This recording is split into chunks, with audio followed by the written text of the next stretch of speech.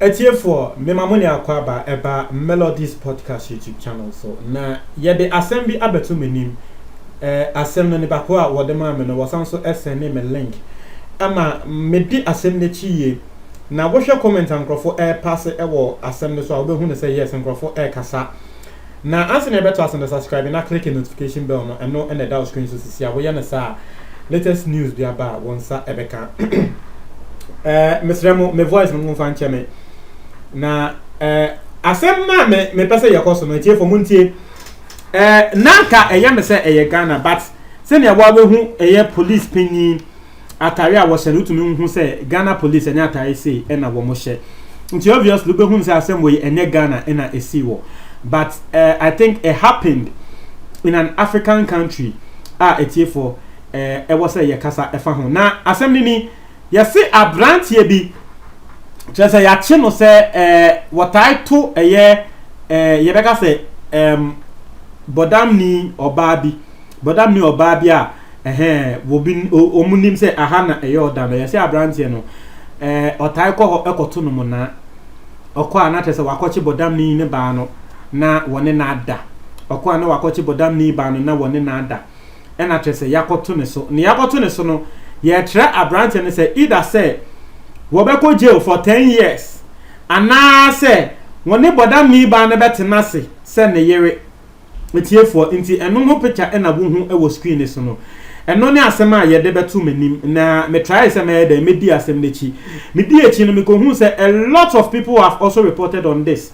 I've seen people reporting on this from Nigeria nti ma asem no yakoye say e Nigeria na see wo. I've also seen websites from different African countries that were also reporting the same way. But story ni emu no, I'm also reporting say a branch in the country be say. But because of senior meeting and because of police attire no, police penino, you who say was no and inti betumi ache say Ghana NC wo. But eno ni asema eda ho say a branch ye bi akofa bodam ni bi wakoto no mo na one na ada. Ene yakochi no, ne ye chi no. Yesi either say wobeko jail 10 years and na say woni bodam ni ne betena say ne yere etiefo akra so be shi so me nim say just say oba na wonya ana den yo no wakof asemu na me pese me reading some comments on this near share the microphone kan. Some people are bashing the police in the sense aden ena so mo ye BBC mo chi na to mo nchi ni ntum aden na so mo man option eno ni asem ebi mo so eka na misusu say all this no ye na they are serving as deterrent to people who will be doing that. Now will be asema wakan ma me read in will be say so people think subjecting her to a relationship with a man she does not want is an option for her to be raped for life as punishment for this perverted man. Rape is a criminal offense. Punishment should never be optional. They will be kind of say it's in the baku or kasama sebe wo ba bodan fu no. So say wo ba ma sebe wo to oba ne mo na no. Mu wie no mo de ba na ma no. Say wo ware no. And they say say mo pese mo fo aso say o to ne mo na san because wo ba no won tra mo say wo pe ba ma no. Nti ada na police for else mo man option say either say wo be ware no ana say mo de no betum. We eye bone na nipa ko ne di obi di bone a ye ma option odi bone a e wo ho we di bone say we na beto sa na say ye den eto nipa ko no nti we ni asema lady no oka na lady ne kan we wie no na wo bi reply lady ne ka say are you seeing the smile on the mad woman's face? Apparently you are the only one taking it personal. Nti asema nipa ko no esanso ana wo bi esanso bi say we hu say the bodam ni we hu nanim we hu say ne wo sre utumi hu senya nini age na wo begina ha aka se bodam ni no ade ne ye ye ne enye ne nyama masa nini age se wonya kunu eni ni asema wo bi nso eka nti wo hwa senya me din kan che no a lot of people ade a picture no go viral pa e social media people from all walks of life, people from countries, different countries commenting on this particular issue. But I say, we say I don't think the people in the comment section understand that the second option is for the woman to be married to her rapist. Mentally unstable or not, she deserves justice. And I know so many will be can say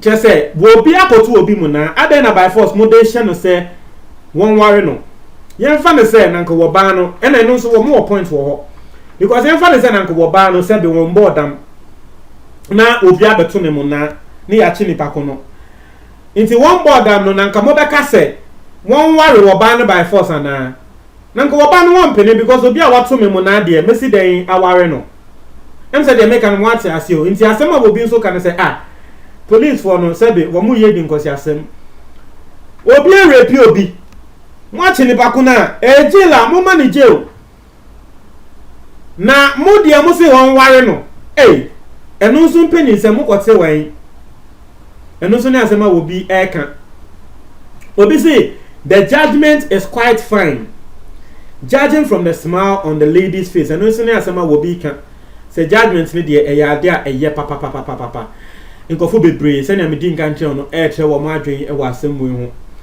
nso kire wo adwen e wo asem wo ho me pese me video obi say jail is a better option for the safety of the woman if allowed to marry her. It could be a death sentence to the lady. The man will frustrate the woman to death. And also, Niasama will be can say, wait, dear, move for sending someone worrying now. Waberman will bet to me, I am a Wabanicra ewu. That's I say. And then also, a Yanacre, Sebi, Okatan someone worrying now. Okoyano Wabani wa. So, no, the Wabakas will choose option and say, our real, and as I say, Wabani. It won't to mean some because I wouldn't know air courts biome and I wouldn't know air to jail because so many two options and I'll pick one. Now I'll pick one no and a BB cosi. Party I say and no any asema will be so air.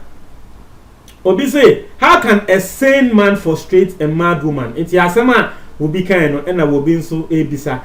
It's what you can be air travel margin and go for be better margin. Now wo bisa me ma dwenche e wa asem we ho a de meka ene se police for no yes bo be gina bonte aka say hey police no de mo ye savage yes and they cre but I feel say they are actually not being fair. The police are not actually being fair to the mentally unstable woman. Just about banner said in previous and what about them no, the police are not being fair to her. Now will be nim obviously woba no wabodam ntia and a police no wo monye fair to her because minim say na kenyo obi a wabodam sebe sikeni bi na sebe kwahwe kwani bi ekoto ne mu na ka police wo meka say ndie ne bako na wato sikeni ne mu na no monye den on ware no dabi. It will never come as an option. What I feel the police should actually do is say sebe the mad person no mumfa no enko hospital and I'm off an psychiatric center. No make it sure send home a better no money yaresa. Now, more dear, more options say a branch and warren on natural say you are not even concerned about the unstable mentality of the lady. A country be an uncle Bobano, you the psychiatric center. You the psychiatric hospital near Koshini, the 3 months natural say a day way and yet the end to for all you know no. And them a bebre wo ha wo ma to no now but we akra we and abrante we per any action. Into the police need to look out for the welfare of the mentally unstable person. Na minim say Africa Africa the oboda man yemfa wonya hwe. Yente say abrochi oboda man o sebe Africa there asa oboda man yemfa wo enya hwe ntino eyade a eha. But to be really fair, they are not. They are say you can't crap. The police are not being fair to the mentally unstable woman. They are not being fair to her one bit. I know any asema that will be and so can say he who finds a wife finds a good thing and only asema will be can. Obi say she found love in strange place. I don't know, but this is actually not funny. Oma almost three, one more in some way as no meaning, but that is actually not funny. And yes, say a branch here said in the Husin in Huso, was it one no dear.